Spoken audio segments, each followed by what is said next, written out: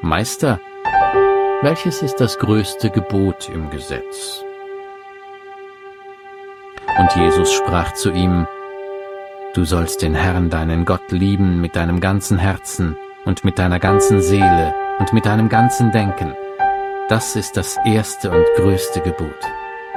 Und das zweite ist ihm vergleichbar: Du sollst deinen Nächsten lieben wie dich selbst.